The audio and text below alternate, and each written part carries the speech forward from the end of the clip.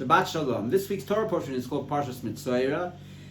Last week's portion, called Tazria, and this week's portion, again, Metzora, are both about blemishes. These are lesions that come on the person's body, a physical element that comes from a negative spiritual behavior, from speaking bad about people. The word Metzora from the word Metzora, that a person took out. He said evil, even true things about another person, but said in a not loving way. Okay, and what happens?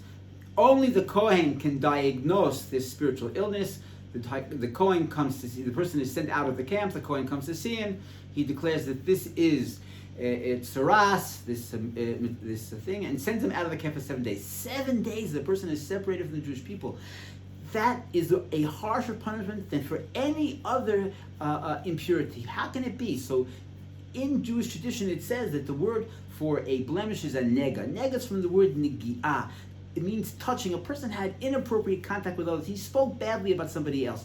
The word for impurity is tum'ah. Tum'ah from the word timtum, stuffed, that a person is spiritually imbalanced, and therefore he's not able to see a person in a negative way.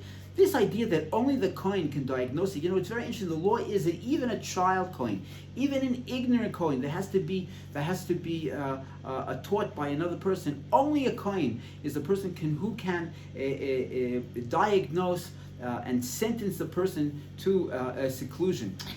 Why is that? Because the Kohanim from the very beginning, the children and grandchildren, the descendants of Aaron, they had a special level of loving your fellow Jew, and the only person who can send a person away from the camp, can do such a terrible thing, is a person who has this extra ability of love. What is this teaching each of us?